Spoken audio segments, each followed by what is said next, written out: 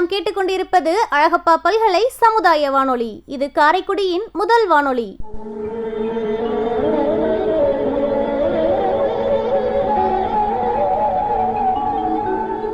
கோடி கொடுத்த கொடைஞன்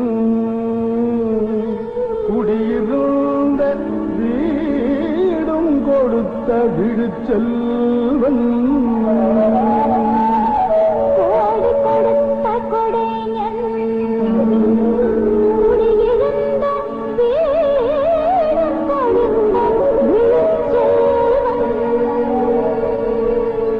தேடியும் அள்ளி கொடுத்த அழகன் அறிவூட்டும் வெள்ளி விளக்கே விளக்கு. இந்திய அரசு அறிவியல் தொழில்நுட்பத்துறையின் விக்யான் பிரசார் மற்றும் காரைக்குடி அழகப்பா பல்கலைக்கழகம் இணைந்து வழங்கும் அறிவியல் பாலம் புதிய தொடர் நிகழ்ச்சி அனுபவ் திட்டத்தின் பரவலாக்கம். ஆக்கம் ஊக்கம் வழிகாட்டல் டாக்டர் ஆர் ஸ்ரீதர். வடிவமைப்பு செயலாக்கம் காரைக்குடி அழகப்பா பல்கலைக்கழகத்தின் டீன் டாக்டர் KR முருகன். நிகழ்ச்சி ஒருங்கிணைப்பு சமுதாய வானொலி இயக்குனர் டாக்டர் S ராஜாராம். தயாரிப்பு குழு RJ Kamakshi, RJ PL Kaverimaniyan, RJ V Michael திபோன். அறிவியல் பாலம் தொடரில் வெற்றியூர் தமயந்தி சண்முகம் அம்மா எழுதி வழங்கும் 2 குடும்பங்கள் வில்லுப்பாட்டு தொடர். 3ஆம் பகுதி கர்ப்பகால கவனிப்பும் குழந்தை வளர்ப்பு முறையும். அதாவது பெண்கள் மாதமா இருக்காங்கல்ல, அந்த காலத்துல எல்லாம் மாதமா இருந்த உடனே ஒரு 3 மாசம் 4 மாசம் சும்மா சாதாரணமா இருப்பாங்க.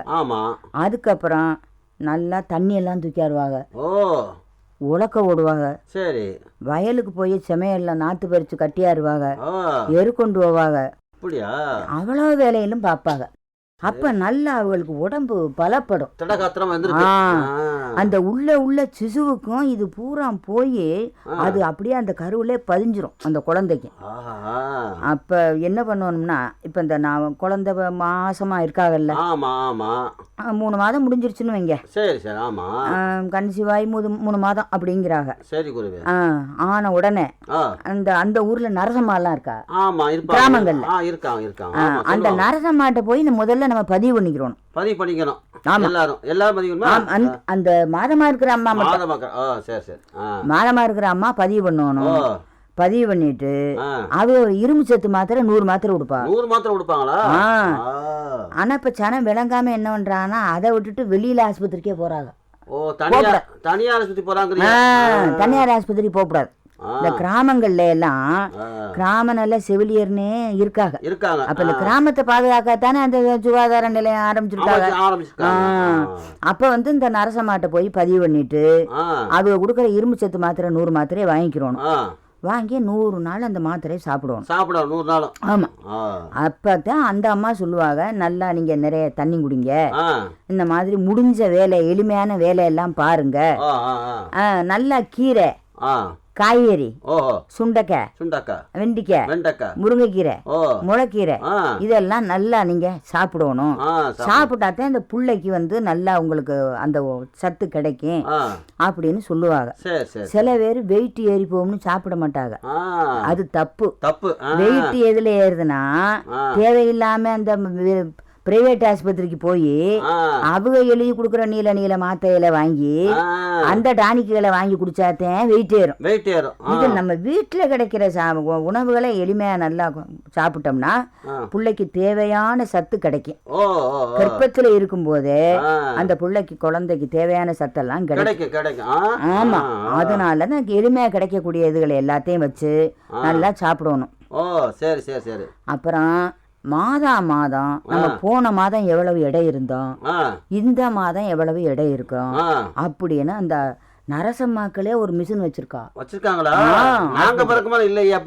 அது இல்ல, ஆனாலும் எப்படியோ ஆரோக்கியமா பிறந்தோம் நம்மெல்லாம். இப்ப அதெல்லாம் மிஷின் வச்சிருக்காங்க, அதுல போய் நம்ம எடை எடுத்து பாத்துக்கிறோம். போன மாசம் இருந்ததுக்கு இந்த மாசம் எவ்வளவு கூடி இருக்கு.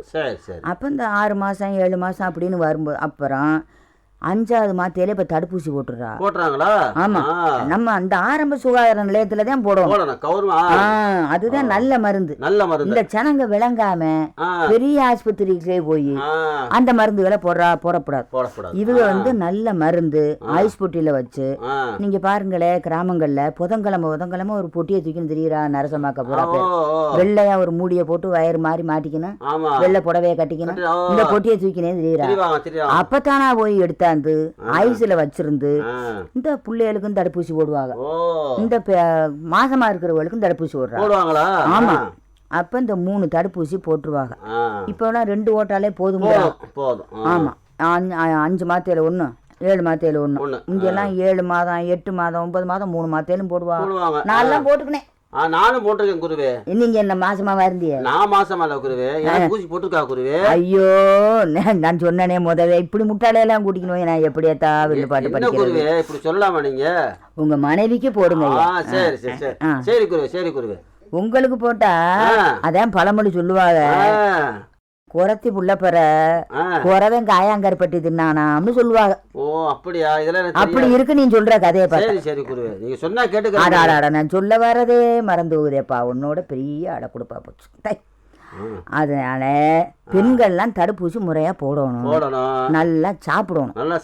ஆமா, இதெல்லாம் முறையா கடைபிடிச்சு வந்தோம்னாத்தான் அந்த 100 மாத்திரை திங்கணும், மாதம் எடை எடுக்கணும். அப்ப இந்த முதல்ல இருந்ததை விட 10 கிலோ கூடணும். அப்ப அரசாங்கம் சொல்ற விதிப்படி நடக்கணும். அரசாங்க ஆஸ்பத்திரியில பண்ணணும். இப்ப நிறைய பேருக்கு சுகப்பிரசவம் அரசாங்க ஆஸ்பத்திரியிலே நடக்குது. நம்ம கொஞ்சம் பொறுக்கிறது இல்லை. இந்த சனம் அவதியா கூட்டிக்கணும், அங்கே வெட்டிடுறது வேண்டாங்க. சத்த பொறுத்து பார்ப்போம். நம்ம அந்த முறையா தடுப்பூசியும் போட்டு இந்த உணவெல்லாம் முறையா சாப்பிட்டு. இன்னொன்னு தெரியுமா? தெரியாது. அந்த குழந்தை நல்ல மையம்னு வச்சிருக்காங்க கிராமங்கள்ல. அதுல கம்பு, கேழ்வரகு, கோதுமை, பொட்டுக்கடலை, எள்ளு, நடக்கடலை பருப்பு, சோளம் இதெல்லாம் முளைக்கட்டி வறுத்து அரைச்சு தயார் பண்ண சத்து மாவு கொடுக்குறாங்களா? வாங்கி எங்க வீட்டுல வச்சிருக்காங்க, சாப்பிட மாட்டாங்கறாளே. நல்லா சாப்பிட சொல்லுங்க.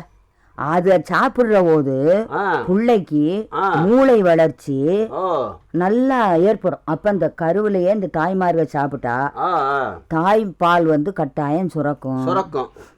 இப்ப நிறைய பேர் என்ன பண்ணிடுறாங்க, புட்டிப்பாலை கொடுக்குறா. கிடையாது, புட்டிப்பால் கொடுக்கவே கூடாது. இயற்கையா ஒரு தாய்க்கு 650 மில்லி பால் ஒரு நாளைக்கு சுரக்கும். அது உண்மை, சத்தியபூர்வமான உண்மை. அத அது கட்டாயமா அந்த குழந்தைக்கு அவங்க கொடுக்கணும். இப்ப அந்த தாய்ப்பால் கொடுத்தாதான் பெண்களுக்கெல்லாம் வியாதி வராது, எந்த மார்பக புற்றுநோய் வராது. இப்ப என்ன நிறைய பேர் என்ன செய்யறாங்கன்னா, இந்த தாய்ப்பாலை கொடுக்காம நம்ம அழகு வெட்டு போகணும்னு பண்ணிக்கிட்டு கொஞ்ச காலத்திலேயே இதை மறக்கடிச்சிட்டு நம்ம தோதுக்கு சரி பண்ணிக்கணும். இந்த புட்டிப்பால்களை கொடுத்து இந்த பவுடர் பால்களை வாங்கி கொடுக்குறா. தப்பு.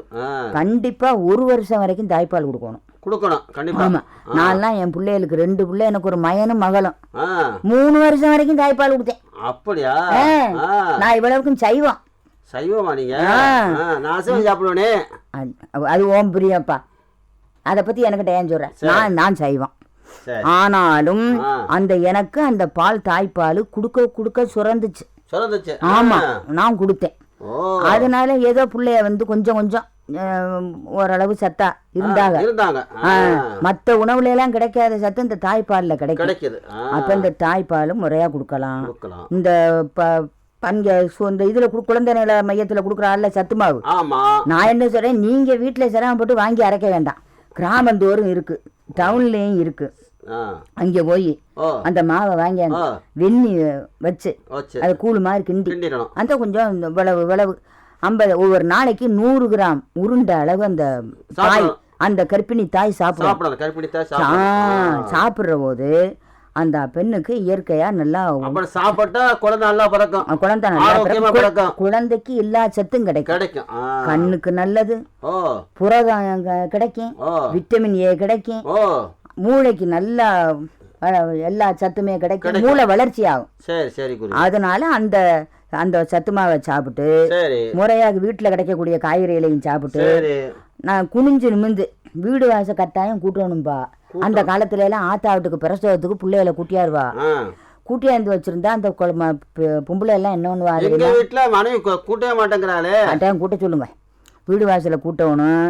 அப்ப அந்த காலத்துல எல்லாம் நாங்கெல்லாம் வீட்டுல கட்டுத்தர சாணி அள்ளி கட்டுத்தரைய பூரா கூட்டி பால் வீச்சு வீடு வாச பூரா கூட்டி ஊரணியில போய் 4 நாட தண்ணி தூக்கா இருக்கும். இவ்வளவு வேலை இருக்கா? இவ்வளவு வேலை பார்த்தா தன்னை போல குழந்தை சுகமா பிறந்துரும். இப்ப என்ன பண்றான்னு கேட்டா அவ்வளவு பேருக்கும் கர்ப்பப்பை கோளாறுங்கிறாங்களே, என்ன அவ்வளவு பேருக்கும் வீக்னஸ்ங்கிறாங்க. அதனால நம்ம கர்ப்பப்பைய வீணாக்குறது நம்மதான். நம்மதான் கர்ப்பப்பை எல்லாருக்கும் உள்ள இறைவன் படைச்ச கர்ப்பப்பை தானே நமக்கு இருக்கு. அதை வலுவடைய நம்ம என்ன செய்யணுமோ அதை செய்யணும். எதை சாப்பிடணுமோ அதை சாப்பிடணும். காலையில எந்திரிக்கணும். காலையில எந்திரிக்கிறது ரொம்ப கஷ்டமா இருக்கு இப்போ உள்ள பெண்மணிகளுக்கு. ஆமா, காலையில எந்திரிச்சாத்தேன் நிறைய வியாதி நமக்கு போயிடும், சரியாயிரும், வியாதி வராது.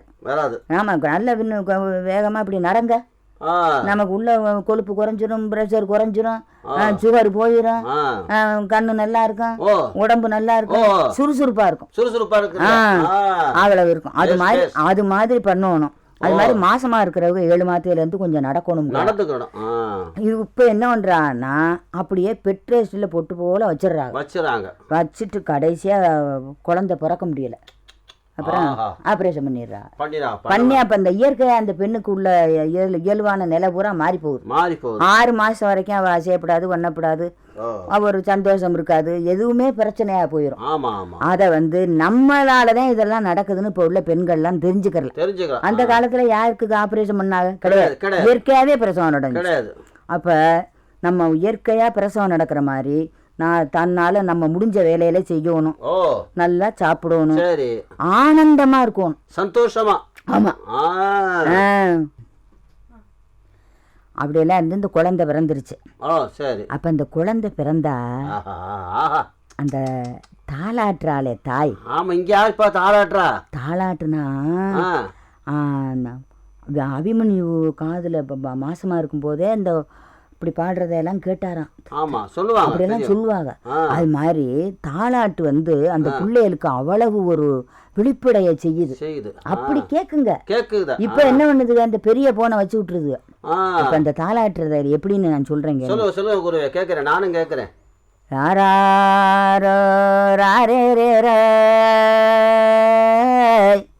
என் கண்ணே ராரே ராரார. அந்த தாய் எவ்வளவு ஆனந்தமா ஆட்டுறா. கண்ணான கண்ணோனி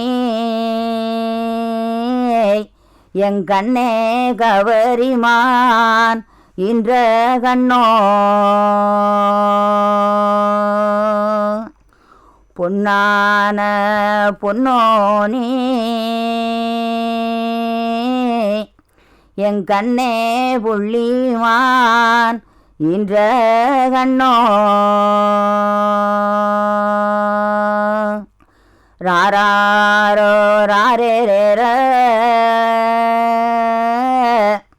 என் கண்ணே ராரே ராரார. மானின்ற கண்ணோனி என் கண்ணே மயில் ஈன்ற வாகனமோ தேனின்ற கண்ணோனி என் கண்ணே தெய்வ உல வம்சமோ ராரோ ராரே என் கண்ணே ராரே ராரார.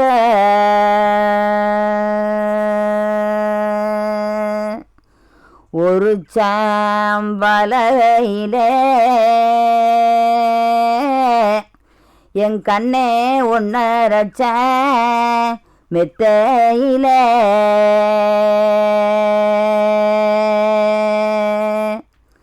சாஞ்சு கணக்கெழுத என் கண்ணே சமத்தரோ பெத்த கண்ணோ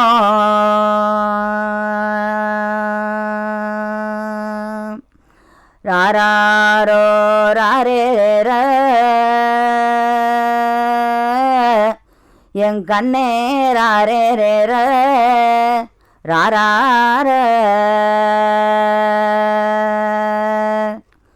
ஒசந்த தலப்பாலா என் கண்ணே உல்லாச வல்லவட்டா நிறைஞ்ச களரியிலே என் கண்ணே நிப்பாக உங்களையா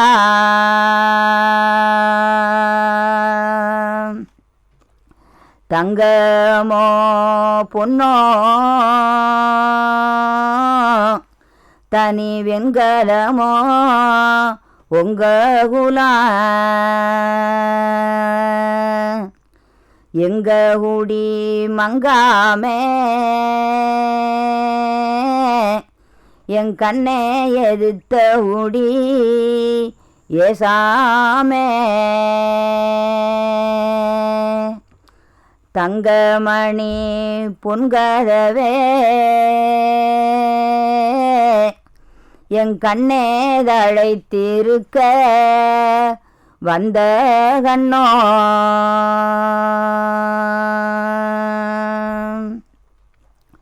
மாணிக்க வில்லேந்தி என் கண்ணே மாடி நிறைய பொன்னேந்தி காணிக்க நேந்தமையா என்னறியாங்கட்டி முத்தே வேணுமென்னு காணிக்க கொண்டு நொப்பு கடத்தெருவே போகையிலே மாணிக்க பிச்சை இன்னே என் கண்ணே ராமர் மாடி பிச்சை தந்தாரோ.